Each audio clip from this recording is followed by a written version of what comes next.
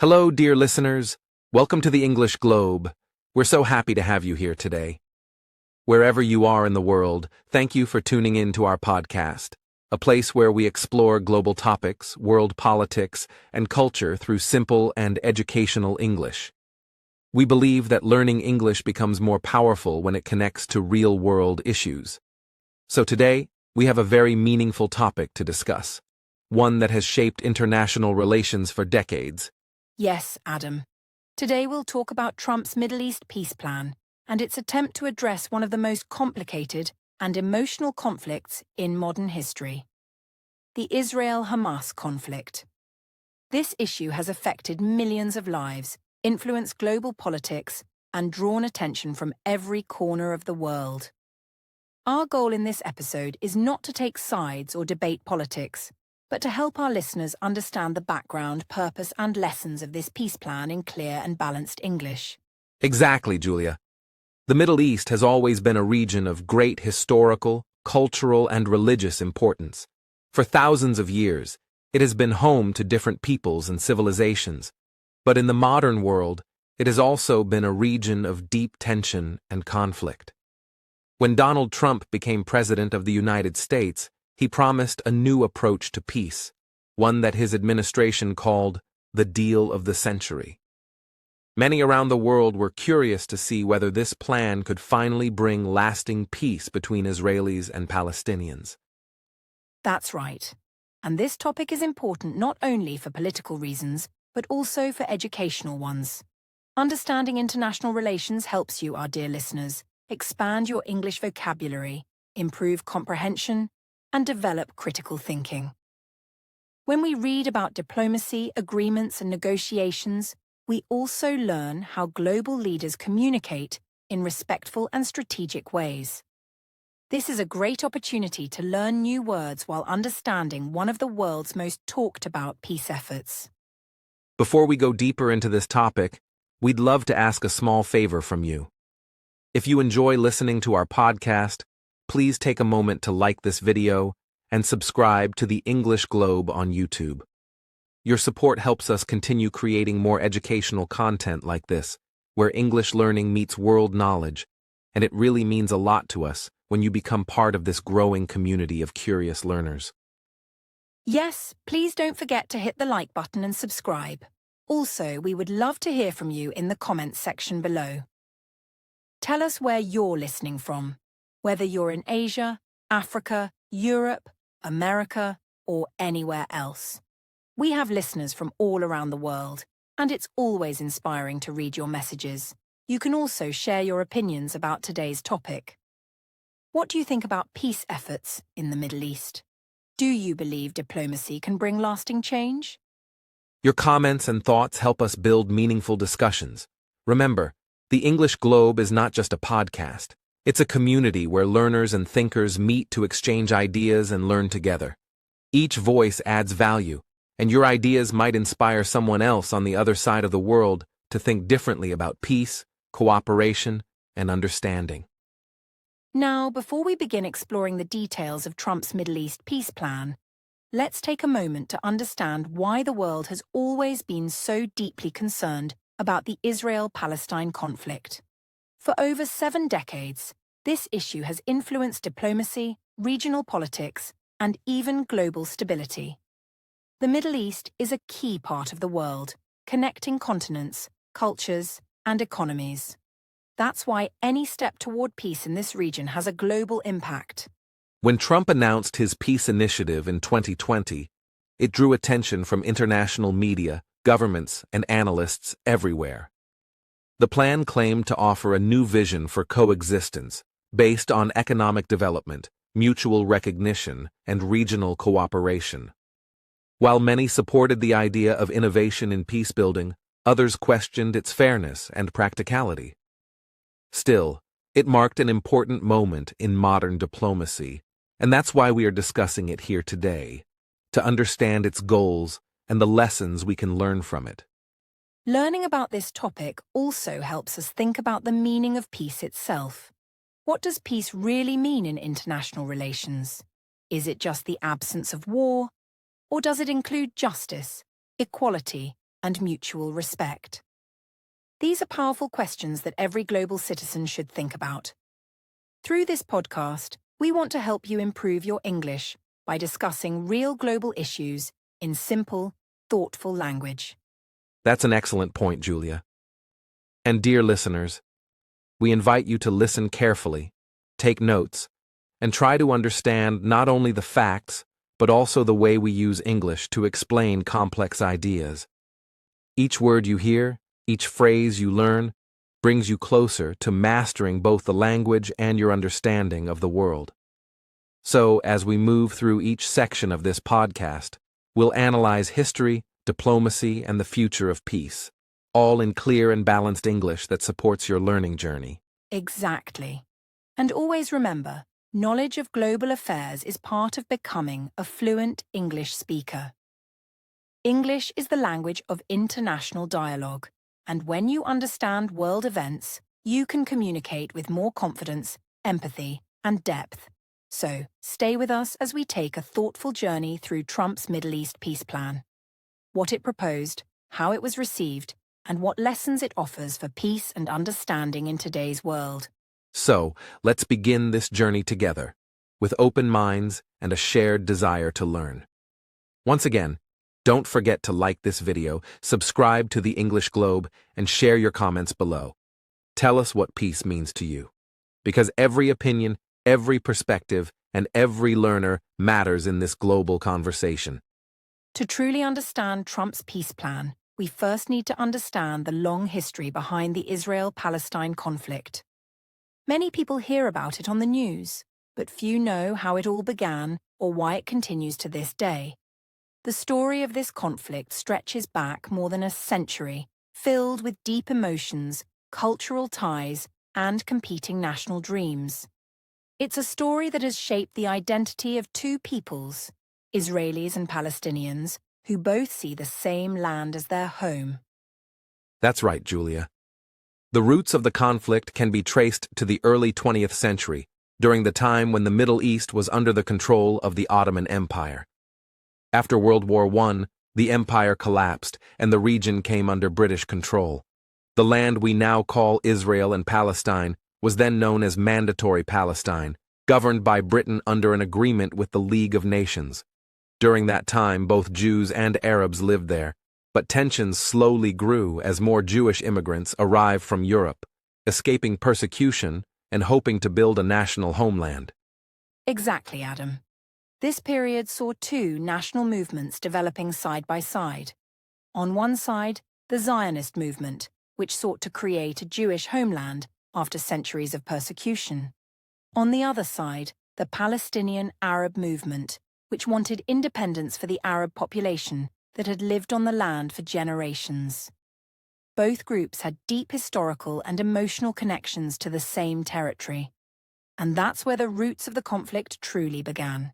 In 1947, the United Nations proposed a partition plan to divide the land into two states, one Jewish and one Arab, while keeping Jerusalem under international administration because of its religious significance. Jewish leaders accepted the plan, but many Arab leaders rejected it, arguing that it was unfair to divide the land this way. This disagreement led to growing tension and eventually to open conflict. When the British left the region in 1948, Jewish leaders declared the establishment of the State of Israel. That declaration marked a turning point in history. For Jewish people around the world, it was the realization of a long-awaited dream, a safe homeland after centuries of struggle. But for many Palestinians, it was the beginning of tragedy and displacement. Hundreds of thousands of Palestinians left or were forced to leave their homes during the war that followed, becoming refugees in neighboring Arab countries. This event, known to Palestinians as the Nakba, meaning catastrophe, remains one of the most painful memories in their collective history. After Israel's creation, the region faced a series of wars and hostilities. The First Arab-Israeli War took place immediately after 1948, followed by others in 1956, 1967, and 1973. Each conflict changed borders and created new realities on the ground. The 1967 Six-Day War was especially important, as Israel captured the West Bank, East Jerusalem, Gaza Strip, and other territories. These areas are still central to the conflict today, as both Israelis and Palestinians claim rights over them. Yes, and it's important to mention that East Jerusalem holds deep religious meaning for Jews, Muslims, and Christians. This makes the question of who should control the city extremely sensitive.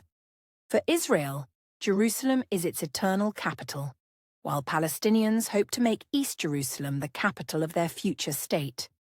These competing claims over one of the world's most sacred cities have made every peace negotiation even more difficult. Throughout the 1970s and 1980s, several efforts were made to bring peace to the region. One of the most significant breakthroughs was the Camp David Accords in 1978, when Egypt and Israel signed a peace treaty with the help of U.S. President Jimmy Carter. This showed that peace was possible, even between longtime enemies, through dialogue and negotiation. Later, other attempts like the Oslo Accords in the 1990s tried to achieve peace between Israel and the Palestinians, introducing the idea of a two-state solution. The Oslo Accords were historic because they marked the first time Israeli and Palestinian leaders officially recognized each other. The Palestinian Authority was created to govern parts of the West Bank and Gaza, and many hoped that a lasting peace was finally within reach. However, progress soon slowed, and mistrust continued to grow on both sides. Violence, political changes, and different interpretations of agreements made it hard to sustain peace. By the early 2000s, the situation had changed again. A Palestinian political and military group called Hamas became a major force in Gaza. Hamas opposed Israel's existence and had a different vision for Palestine compared to the Palestinian Authority. In 2007, Hamas took control of Gaza after a brief conflict with Fatah, the main party of the Palestinian Authority.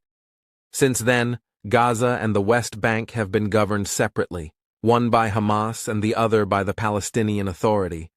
That political split made negotiations even harder. Israel viewed Hamas as a hostile organization, while the international community struggled to find a unified Palestinian voice for peace. Repeated cycles of violence, rocket attacks, and military operations deepened the mistrust between both sides. At the same time, ordinary civilians continued to suffer the most, living under fear, restrictions, and economic hardship. It became clear that the conflict was not only political, but deeply human, a crisis of hope and dignity. That's one reason why so many world leaders have tried to find a way toward peace. The Middle East conflict is not just about borders, it's also about identity, security, and recognition. It affects regional stability, international alliances, and even global energy markets.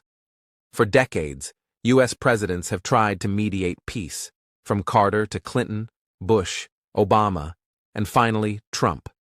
Each administration had its own approach, but the results were often limited by deep mistrust and differing visions of what peace should look like.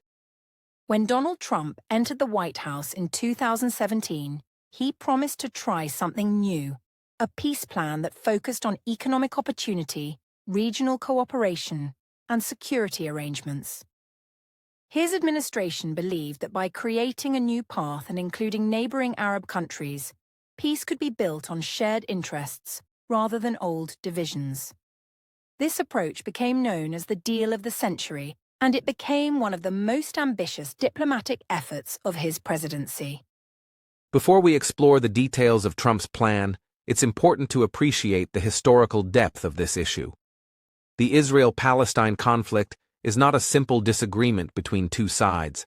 It's a century-old struggle rooted in history, religion, and identity. That's why finding a solution has always been so complex. The more we learn about the past, the more we can understand why every peace effort faces so many challenges. Exactly, Adam. And for our listeners learning English, this history is not only valuable for understanding politics, but also for improving vocabulary related to international relations. You can learn words like conflict, diplomacy, negotiation, resolution, and recognition. These words are used in global discussions and can help you express your thoughts clearly when talking about peace and cooperation. So, dear listeners, now that we've explored the long and complicated history behind the Israel-Palestine conflict, we're ready to move on to the next part of our discussion, understanding how Hamas emerged and why it plays such a crucial role in shaping today's political reality. The past gives us context, and the present gives us the stage for action. As we've just discussed, the history of the Israel-Palestine conflict is long and full of complicated events. But to understand Trump's peace plan and the situation it tried to address, we must look more closely at one of the most influential players in the modern conflict, Hamas. This group has played a major role in shaping both Palestinian politics and the overall peace process, especially since the early 2000s. That's right, Adam. Hamas was founded in 1987 during the First Intifada, which was a large uprising of Palestinians against Israeli rule in the occupied territories. The word intifada means uprising or shaking off in Arabic, and it symbolized the desire of Palestinians to resist what they saw as occupation and injustice. Hamas was different from earlier Palestinian movements because it combined religious, political, and social elements under one organization. Yes, Julia. And that combination made Hamas both powerful and controversial. It presented itself as a social and religious movement that aimed to help the Palestinian people, providing education, charity, and community services.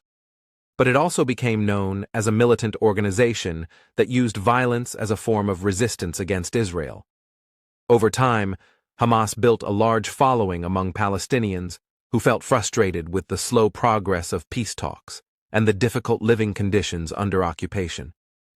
For many Palestinians in Gaza, Hamas represented a message of strength, identity, and resistance. They saw it as a voice that refused to compromise on Palestinian rights. However, for Israel and many other countries, Hamas was viewed very differently.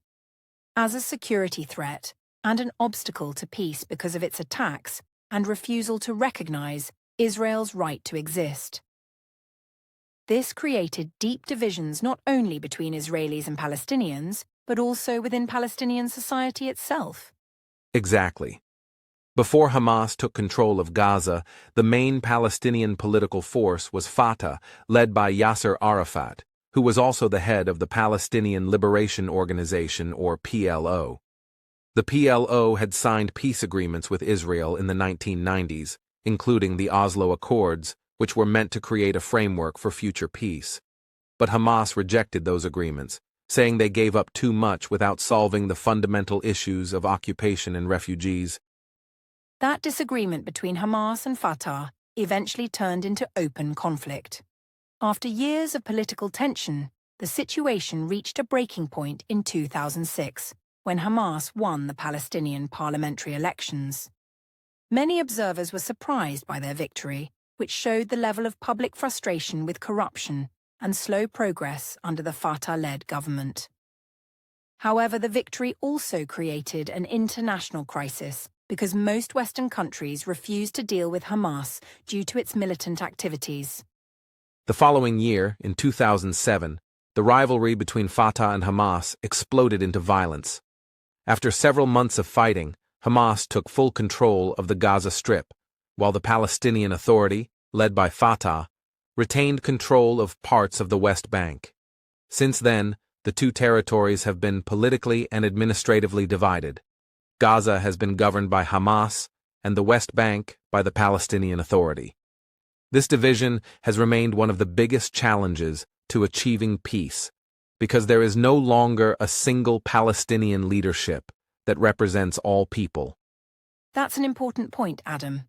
This internal division has made every international peace effort more complicated. When foreign governments try to negotiate, they face two different Palestinian voices, one from the West Bank and one from Gaza, often with conflicting agendas. While the Palestinian Authority in the West Bank supports diplomatic negotiations, Hamas focuses more on resistance and self-defense. These differences have weakened the overall Palestinian position in peace talks and delayed progress toward a two-state solution. Meanwhile, the people of Gaza have faced extremely difficult conditions. After Hamas took control, Israel and Egypt imposed a blockade on Gaza to limit the movement of weapons and materials that could be used for attacks. But this also affected ordinary people, restricting goods, travel, and access to essential services.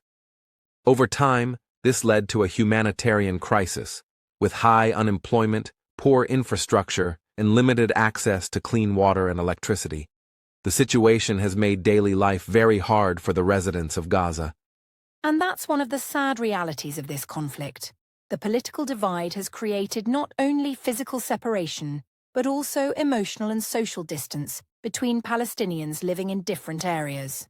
Families have been separated, and communities have suffered under economic hardship. Despite all these challenges, many people in both Israel and Palestine continue to hope for peace and a better future, even when the political situation seems hopeless.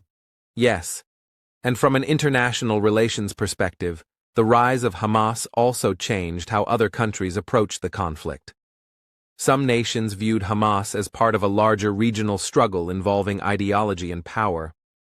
Others tried to engage with it indirectly, hoping to moderate its stance over time. Still, the general view in Western diplomacy was that peace could only move forward through negotiations with the Palestinian Authority, not Hamas. However, ignoring Hamas completely was also not realistic, since it has real control over Gaza and influence among Palestinians. This made any peace plan, including Trump's, even more complex. The US administration had to consider how to address Hamas without directly engaging with it. At the same time, it needed to strengthen moderate Palestinian voices and encourage cooperation with neighboring Arab states. Balancing these factors was one of the biggest diplomatic challenges of Trump's plan. Exactly, Julia. The situation highlights a key lesson for our listeners who study diplomacy and politics. In international conflicts, it's rarely just two sides facing each other. Often, there are many internal divisions, interests, and identities within each side. Understanding these internal dynamics is essential for creating realistic peace proposals. And that's something Trump's team tried to consider, even if their approach was controversial. Another important thing to mention is that the Gaza Strip, despite its small size, plays a major symbolic and strategic role in the region. It's one of the most densely populated areas in the world, home to over 2 million people. The challenges there, from poverty to lack of infrastructure, make it a focal point for international aid and humanitarian organizations. When the world talks about peace in the Middle East, Gaza always comes up as a test of whether progress is truly possible. Absolutely. And this is where the story connects back to Trump's peace plan. His administration believed that improving living conditions and offering economic development in Gaza could open the door to stability and cooperation. They argued that peace should start with prosperity, that if people have jobs, security, and hope, they are less likely to turn to violence or support extremism. Whether that idea worked or not is something we'll explore in the next sections, but it's an interesting approach that combined economics and diplomacy.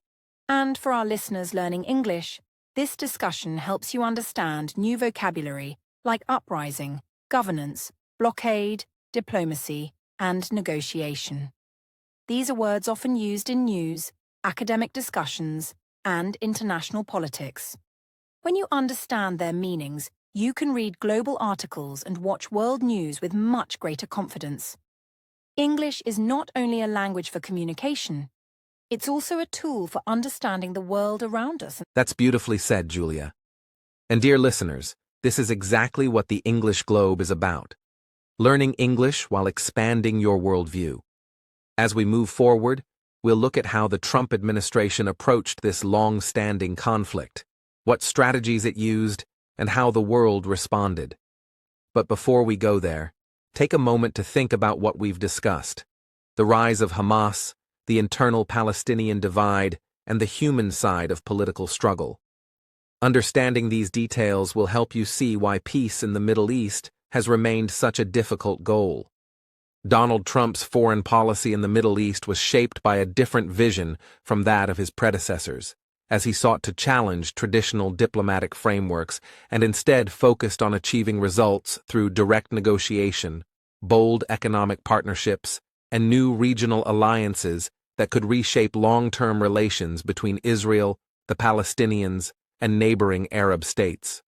Unlike earlier presidents who placed strong emphasis on step-by-step negotiations, Trump's administration aimed to redefine the concept of peacebuilding by introducing a plan that connected political stability with economic transformation, believing that if prosperity spread through trade, investment, and development, then tensions between communities might gradually decrease, making the environment more suitable for lasting peace.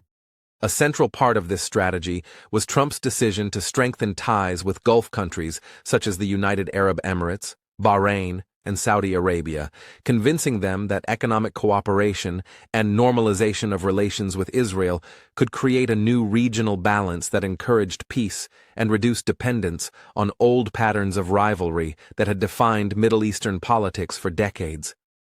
The administration's recognition of Jerusalem as Israel's capital was one of its most controversial steps, as it reflected Trump's belief in confronting complex issues directly rather than delaying them indefinitely, though this decision received both support and criticism across the world. Still, it played a crucial role in setting the tone for how his peace plan would later be understood and debated internationally. Trump's vision emphasized what he described as peace through strength, suggesting that political agreements could be achieved more effectively when nations understood that economic cooperation and mutual security interests were more beneficial than confrontation, and that this approach could provide both Israel and its Arab neighbors with a foundation for shared regional growth.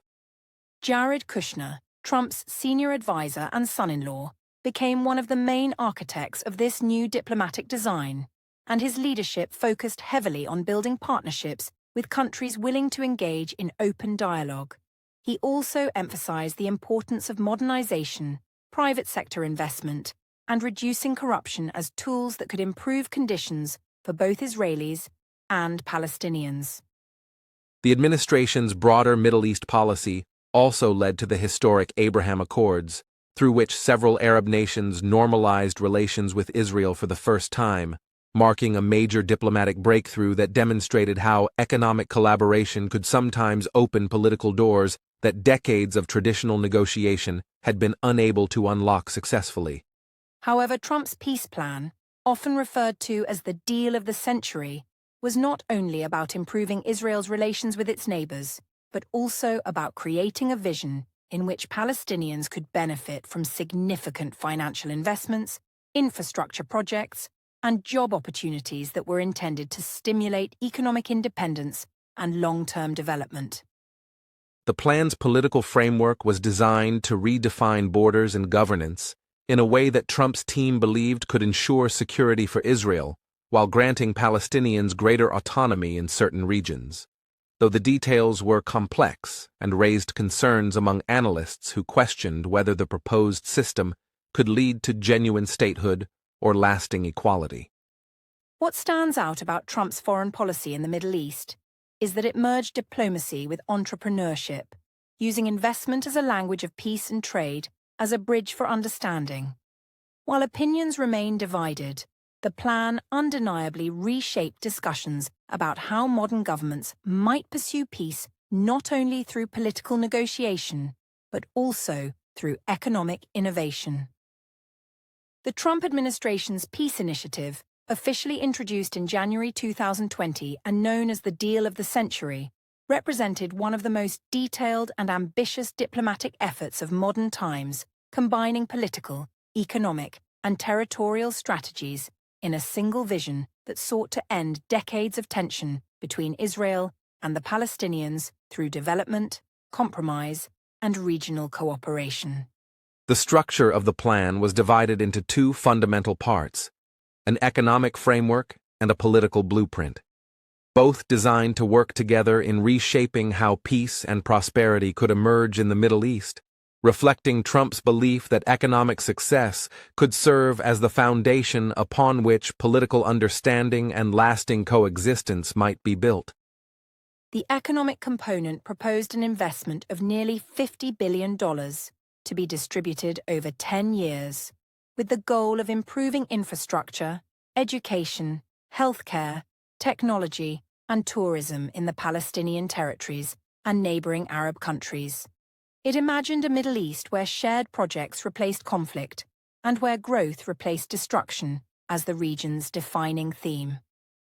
The plan outlined that modern roads, digital industries, industrial parks, and renewable energy facilities would be developed to support long-term self-sufficiency, creating thousands of new jobs for young Palestinians and attracting international investors who could view peace not only as a moral goal, but also as an economically profitable path forward for future generations.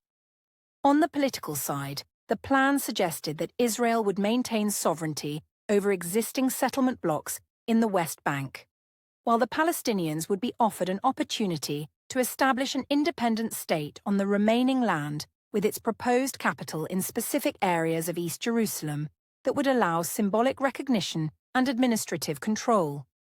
The proposal also included a gradual timeline for the formation of this Palestinian state, making its creation conditional upon the establishment of transparent governance, renunciation of violence, and adherence to agreements designed to ensure long-term stability, showing that peace was envisioned not as a sudden event, but as a carefully managed process.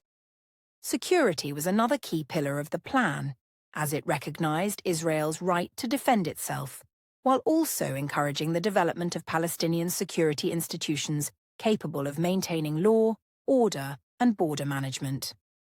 The authors believed that stability could only be achieved when both sides possessed the tools and trust needed to guarantee mutual safety. The document further emphasized that the Jordan Valley, a strategically vital region for both nations, would remain under Israeli control for security purposes, while Palestinians would still be allowed agricultural and economic access under international supervision to ensure that the arrangement balanced national protection with livelihood and cooperation. Beyond borders and security, the plan devoted significant attention to the concept of coexistence, proposing that people-to-people programs, cultural exchanges, and shared educational projects could slowly change perceptions, build empathy, and help both societies imagine a peaceful future where cooperation would replace suspicion and mistrust. One of the most striking ideas within the peace plan was its attempt to connect diplomatic normalization with regional integration, encouraging neighboring Arab states to deepen their ties with Israel and the Palestinians alike, in order to transform the Middle East from a zone of rivalry into a hub of connectivity, investment, and innovation. Trump's team also introduced a vision of modern infrastructure, calling for new transport corridors that would link Gaza and the West Bank through advanced highways and tunnels, which they argued would physically connect communities and reduce the isolation that had intensified divisions for years between the two Palestinian territories. Economically, the plan was designed to integrate Palestine into the broader regional economy by opening access to trade routes, seaports, and airports, creating conditions in which goods and services could move more freely, and in doing so, foster interdependence that would make future conflicts less attractive and less economically sustainable. The proposal's authors also intended to establish an international fund managed by global partners to oversee the implementation of the economic vision and ensure transparency. This was presented as a safeguard to prevent corruption, encourage accountability, and give investors confidence that their contributions would directly improve local communities. However, the peace plan was not merely technical or economic. It carried a philosophical message that reflected the Trump administration's worldview, one that emphasized negotiation through strength, prioritizing national security, and viewing prosperity as the ultimate bridge toward achieving reconciliation between deeply divided peoples. Despite its ambitious nature, many international observers argued that the plan favored Israel's strategic interests more heavily, raising questions about whether the proposed borders and political arrangements could truly deliver equality. Still, the document served as a major case study in modern diplomacy for students of international relations. Supporters of the plan viewed it as a realistic roadmap rather than a utopian vision, insisting that it recognized the facts on the ground while giving Palestinians a chance to build a future through economic empowerment. Critics, on the other hand, warned that without mutual consent, no peace initiative could survive beyond symbolic declarations. Yet, regardless of differing opinions, the deal of the century became a global topic of discussion, inspiring debates in universities, think tanks, and political circles about how power, economics, and diplomacy interact. For English learners, studying its structure offers both linguistic growth and a window into how modern political documents are written. Ultimately, the peace plan reflected Trump's attempt to redefine American diplomacy in the Middle East, combining the language of business deals with the ambition of traditional statecraft, showing that even in complex conflicts, leaders continue to search for creative frameworks that might one day transform hostility into cooperation. When the Trump administration publicly announced the deal of the century, the world immediately reacted with intense debate and careful analysis, as governments, journalists, and policy experts across multiple continents examined how the plan might influence one of the most complex and emotional conflicts in the modern Middle East, where questions of sovereignty, identity, and peace have been discussed for generations. Israel's government responded to the proposal with enthusiastic approval, viewing it as a major diplomatic achievement and a confirmation of its long-standing security needs. Prime Minister Benjamin Netanyahu described the plan as a historic opportunity to strengthen national unity, ensure safety for citizens, and finally establish internationally recognized borders that would protect Israeli interests in an unstable region. Many Israeli leaders believed the plan reflected a realistic approach that acknowledged the conditions on the ground rather than relying on previous diplomatic models that had failed repeatedly. They also welcomed the U.S. recognition of Jerusalem as Israel's capital and saw the inclusion of settlement areas within Israel's sovereignty as an affirmation of the country's permanent strategic presence in the West Bank. On the other hand, the reaction from Palestinian leadership was firmly opposed to the plan, with President Mahmoud Abbas rejecting it outright, stating that it ignored the central aspirations of the Palestinian people. He emphasized that any genuine peace process must respect international law and recognize the right to self-determination, independence, and equal participation in future negotiations. The Palestinian Authority viewed the deal as one-sided and argued that it gave Israel too much control over land and borders while offering Palestinians limited autonomy. Palestinian representatives boycotted the plan's launch, declaring that peace built without mutual consent could not last, and that real progress required fairness, balance, and recognition of past agreements. Hamas leaders, who govern the Gaza Strip, also rejected the proposal, describing it as an attempt to legitimize occupation while denying Palestinians true sovereignty. They stated that without addressing key humanitarian issues such as freedom of movement, reconstruction, and control over resources, no political plan could provide genuine stability or dignity for their people. Despite strong Palestinian opposition, several Arab countries responded more cautiously, reflecting a shift in regional politics. Nations, such as the United Arab Emirates, Bahrain, and Saudi Arabia, expressed cautious optimism, welcoming the effort to find a new framework for peace while encouraging both parties to return to the negotiating table and avoid further escalation. These countries recognized that regional stability and economic development were deeply connected to resolving the Israeli-Palestinian conflict. However, they also made it clear that any final agreement must respect Palestinian rights and ensure the establishment of a viable state, signaling a delicate balance between supporting diplomatic progress and defending long-held principles. The announcement of the peace plan also coincided with the emerging trend of normalization between Israel and several Arab states, a development that later became formalized through the Abraham Accords. This diplomatic momentum indicated that some Middle Eastern governments were willing to pursue new partnerships, even as the Palestinian question remained unresolved. Jordan and Egypt, both of which have long-standing peace treaties with Israel, took more measured positions. They appreciated the American effort to restart dialogue, but warned that any unilateral decisions regarding territory or sovereignty could destabilize the region and undermine the fragile balance achieved through decades of careful negotiation and cooperation. Beyond the Middle East, reactions from the broader international community were equally diverse.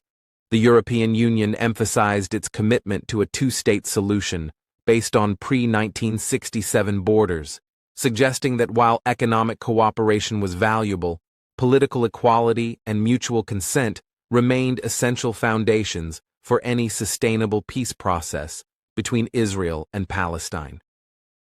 The United Nations Secretary-General also reaffirmed the organization's long-standing position that peace could only be achieved through direct negotiations between both sides under international law. He called on world leaders to support dialogue, humanitarian aid, and inclusive discussions that addressed the legitimate concerns of both Israelis and Palestinians. In contrast, the United States under the Trump administration celebrated the plan as a bold diplomatic breakthrough that introduced creativity and realism to a region where past efforts had often failed. American officials argued that innovation in strategy was necessary to break the cycle of disappointment that had dominated peace talks for more than half a century. Meanwhile, several European and Asian countries expressed cautious interest, but also voiced concern about whether the proposal could gain legitimacy without Palestinian participation. Many international analysts warned that peace imposed from above, rather than built through shared understanding, could risk deepening divisions instead of healing them.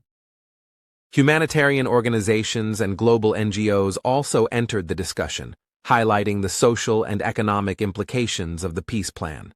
They stressed that development should always go hand in hand with justice, equality, and respect for human rights, as long-term peace could not be sustained if communities continued to experience hardship or displacement. Global media coverage reflected the same divide, with Western outlets focusing on the plan's innovation and diplomatic symbolism, while Arab and regional networks emphasized its perceived imbalance. This diversity of reporting helped demonstrate how international narratives often mirror geopolitical perspectives, shaping how the world interprets complex events. What made the global reaction particularly interesting for English learners is the language of diplomacy used in these responses. Nations did not always say yes or no directly, but instead employed cautious expressions like welcomes the initiative, remains concerned, or encourages further dialogue, showing how politeness and precision are essential in political communication. By studying these phrases, English learners can understand how governments express agreement or disagreement diplomatically, using tone and structure to maintain respect even during sensitive debates. This approach reflects the professionalism required in international relations, where every word carries weight and signals a country's broader policy position. Overall, the reactions to Trump's peace plan revealed the deep divisions, but also the ongoing hope for dialogue. While some believed it created an opportunity to reshape the region, others feared it might solidify inequality. Yet all sides seemed to recognize that the Middle East's future depended on finding common ground built on respect, development, and mutual recognition. The mixed responses remind us that peace is rarely achieved through one document or one leader's vision. It requires patience, compromise, and shared responsibility from all parties involved, and for English learners. Analysing this event provides not only language practice, but also insight into how complex global diplomacy truly operates in the real world. The economic portion of Trump's peace plan aimed to transform Palestinian territories by introducing comprehensive infrastructure projects, modernizing roads, electricity networks, water systems, and digital connectivity, while also encouraging foreign investment and trade partnerships to stimulate economic growth, create new jobs, and improve living standards, reflecting the administration's belief that prosperity can be a foundation for long-term peace and stability in conflict-affected regions. Economic development has historically been seen as a tool to reduce tension in conflict zones, because improving employment opportunities, education, and access to essential services can provide people with hope for a better future, decrease frustration, and offer alternatives to violence, demonstrating that diplomacy and economics can work together as mutually reinforcing strategies to achieve stability and foster cooperation between divided communities. The plan proposed approximately $50 billion in investment to be distributed across 10 years, targeting infrastructure, housing, healthcare, energy, and entrepreneurship, with the goal of connecting Gaza and the West Bank to regional and global markets, supporting private sector growth, and ensuring that economic benefits reach ordinary Palestinians rather than being concentrated in political elites, thereby creating more equitable opportunities for social and financial advancement. One of the key features was the promotion of trade and cross-border cooperation, including the development of industrial zones, transport corridors, and logistics hubs designed to facilitate the movement of goods and services, both internally and with neighboring countries, because economic interdependence can encourage peaceful interactions by making conflict costly and cooperation more beneficial for all parties involved.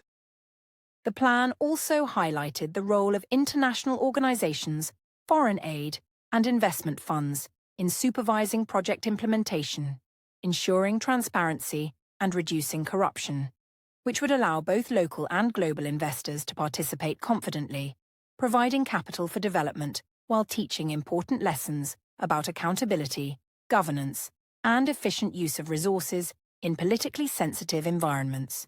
Economists and international analysts have often emphasized that economic empowerment can foster social cohesion, as job creation, vocational training, and educational programs not only improve individual livelihoods, but also strengthen communities, reduce marginalization, and increase participation in civic life, showing how financial initiatives can complement diplomatic efforts to build peace and prevent relapse into violence. By incorporating regional and global partnerships, the plan attempted to integrate Palestinian economic growth into the broader Middle Eastern economy, encouraging collaboration with Israel and neighboring Arab states, aiming to transform the region from isolated economies into connected networks of trade, tourism, and services, thereby creating incentives for governments and citizens to support stability rather than prolong conflict. For English learners, this section introduces important vocabulary, such as foreign aid, infrastructure, investment, logistics, and vocational training, providing practical examples of how these terms are applied in international policy discussions and helping listeners understand that language skills and global awareness can develop simultaneously through the study of real-world events.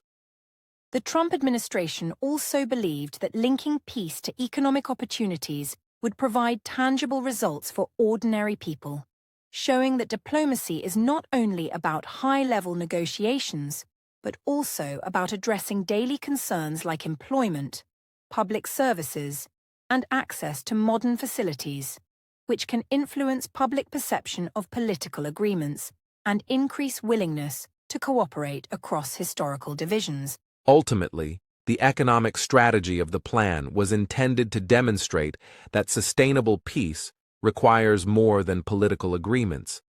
It also needs practical improvements in living standards, opportunities for entrepreneurship, and access to resources, reflecting a modern approach to conflict resolution where development, education, and job creation are considered essential elements of long-term stability and coexistence. While the Trump administration presented the deal of the century as a bold initiative to bring peace to the Middle East, the plan immediately faced criticism from a wide range of international experts, policymakers, and commentators who questioned whether it was balanced, fair, and representative of all parties' interests, emphasizing that any proposal in this long-standing conflict must carefully consider historical, legal, and social perspectives to be credible and sustainable. Many critics argued that the plan appeared to favor one side by providing Israel with sovereignty over key settlement areas and maintaining strict security control, while offering Palestinians a state with limited autonomy, raising concerns that such arrangements might not fully respect principles of equality, self-determination, and international law, and highlighting the difficulty of crafting proposals that satisfy both parties in deeply divided regions.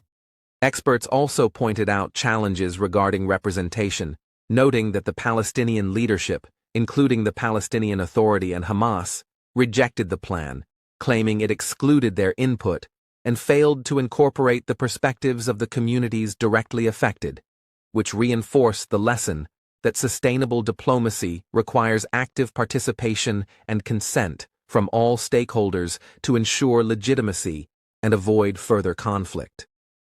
Another point of criticism focused on the proposed timeline and conditional nature of Palestinian statehood, as some observers argued that requiring the fulfillment of economic, security, and governance milestones before granting full independence could create structural inequality and perpetuate dependence, demonstrating how carefully analysing political frameworks can help English learners understand the nuances of negotiation and power dynamics.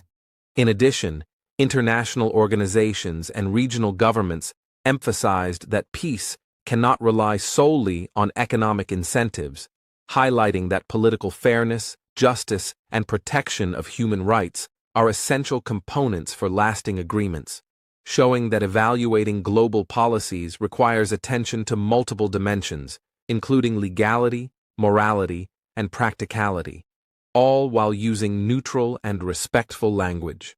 For students of English, the discussion around the criticisms of the plan is an excellent opportunity to practice diplomatic vocabulary and expressions, such as raises concerns, requires careful consideration, emphasizes the need for fairness, and highlights challenges, demonstrating how thoughtful and balanced language can be applied to sensitive issues without expressing personal bias or partisanship.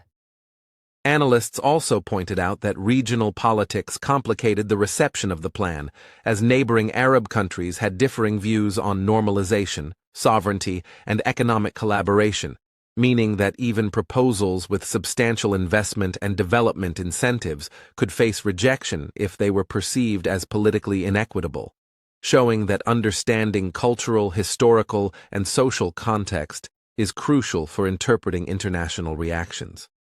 The criticism of the plan also served as an educational lesson for global diplomacy, highlighting that every policy has supporters and detractors, and that evaluating its potential impact requires examining economic projections, territorial arrangements, security implications, and public perceptions simultaneously, which provides English learners a real-world example of analytical reasoning and formal debate in international relations.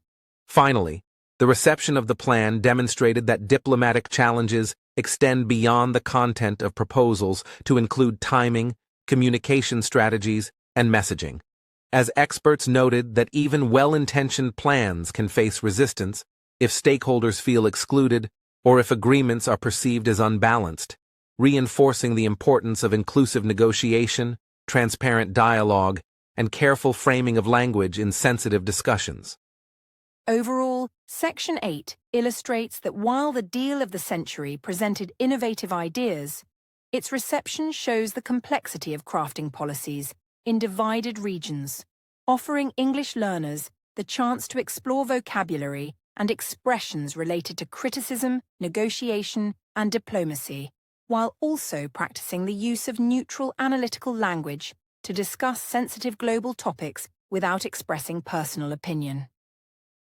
One of the key lessons from the Trump administration's Middle East Peace Initiative is that communication and transparency are essential components of international diplomacy, as clear messaging, careful explanation of proposals, and the use of precise language can help prevent misunderstandings, build trust among stakeholders, and create conditions where constructive dialogue and negotiation are more likely to succeed in resolving long-standing conflicts.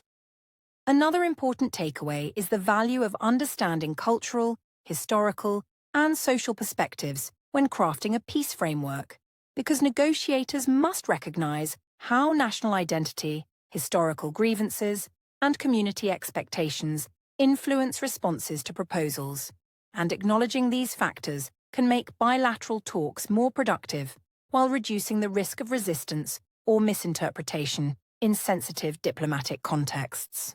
The peace plan also highlights the need for inclusivity and representation, as attempts to design agreements without input from all affected parties often face strong opposition, showing that mutual recognition and participation are essential for legitimacy. Diplomats and policymakers must ensure that both sides feel heard, respected, and able to contribute meaningfully to the negotiation process to increase the likelihood of sustainable outcomes. International observers can also learn from how timing and sequencing affect conflict resolution, since proposals like the deal of the century must balance political readiness, economic feasibility, and security arrangements.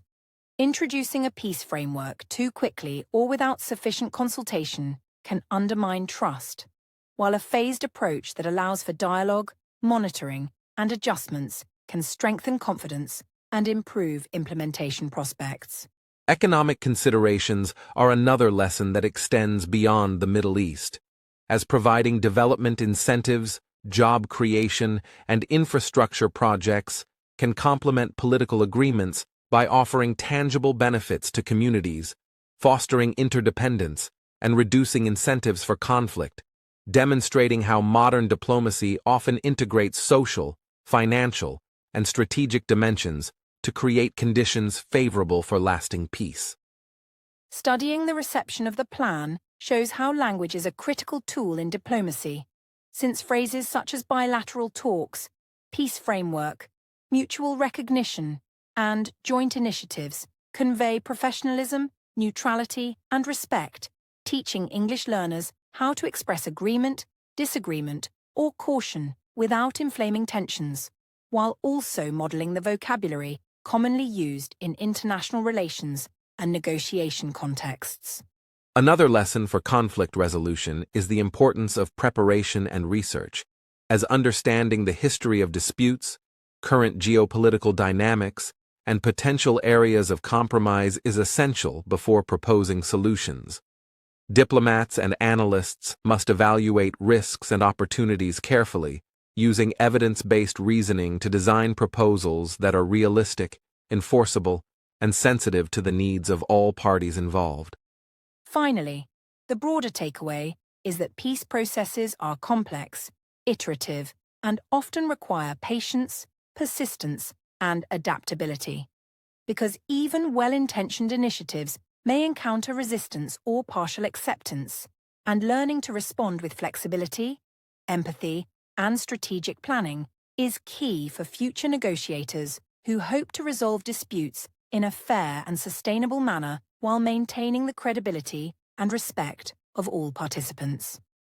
By connecting these lessons to other peace processes around the world, such as Northern Ireland, South Africa, or Colombia, students of English and international relations can observe common principles, including dialogue, negotiation, inclusion, and mutual recognition, demonstrating that language and diplomacy are intertwined and that understanding both is essential for effective participation in global discussions. In conclusion, reflecting on the Trump Peace Initiative provides learners with a structured example of how diplomacy works in practice, emphasizing that negotiations require careful communication, respect for cultural perspectives, integration of economic and security concerns, and the skillful use of neutral formal language to foster understanding, collaboration, and long-term conflict resolution across complex international settings. As we conclude this detailed discussion of Trump's Middle East peace initiative, it becomes clear that achieving lasting peace requires more than political agreements. It demands a combination of understanding, empathy, communication, and education, showing that diplomacy is not simply about leaders signing documents, but about fostering mutual recognition and creating opportunities for people on both sides to coexist peacefully. One of the main lessons for English learners and global citizens is that studying international events helps expand not only vocabulary, but also comprehension of complex social, economic, and political systems, as analyzing proposals, reactions, and criticisms allows us to practice neutral, precise, and thoughtful language while learning how different countries navigate sensitive issues with respect and strategy. Another key insight is that education plays a critical role in shaping perspectives and building awareness, because by learning about historical conflicts, cultural diversity, and the challenges of negotiation, individuals develop empathy and critical thinking skills that allow them to understand multiple viewpoints and appreciate why balanced, inclusive, and patient dialogue is essential for resolving disputes at any scale. This podcast has also highlighted that economic development, social investment, and educational initiatives are essential complements to political negotiation, demonstrating that lasting stability often depends on providing tangible benefits, opportunities, and hope to communities, so that citizens feel empowered and invested in sustaining peace, rather than continuing cycles of mistrust and conflict. Reflecting on the global reactions to the peace plan teaches us that critical thinking and open-mindedness are essential for interpreting world events, because responses are rarely uniform, and understanding why different countries or organizations support, oppose, or modify proposals enhances our ability to engage thoughtfully, discuss diplomatically, and form well-informed opinions in international discourse. For English learners, exploring these complex topics also offers practical language practice, introducing formal expressions, diplomatic vocabulary, and neutral phrasing such as emphasizes the importance of, highlights the need for, and supports constructive dialogue, which are useful for academic writing, discussions, and professional communication, while fostering cultural and geopolitical awareness. Ultimately, the overarching message is that peace is built on more than agreements and negotiations. It is nurtured through education, cross-cultural understanding, careful communication, and an ongoing commitment to learning from history, because informed, empathetic, and critically thinking individuals are the foundation of a more peaceful, cooperative, and globally aware world. We encourage all our listeners to continue exploring global issues, analyzing news and events critically, and using these experiences to expand your English skills, build confidence in expressing ideas, and develop a deeper understanding of cultures, conflicts, and cooperation, showing that language learning and world knowledge can grow together in ways that empower and inspire. As we finish this series on the Middle East peace plan, remember that history, diplomacy, and global awareness offer lessons far beyond politics. They show us how dialogue, respect, education, and understanding can create pathways to a better future. And by studying these lessons, English learners can strengthen both their language skills and their ability to engage thoughtfully with the world around them. We hope this podcast inspires you to remain curious, to explore international events with an open mind, and to practice using English to discuss complex, sensitive topics with accuracy and respect, so that you not only improve your language, but also develop the perspective and knowledge needed to contribute positively to discussions about peace, diplomacy, and global cooperation in your own life and community.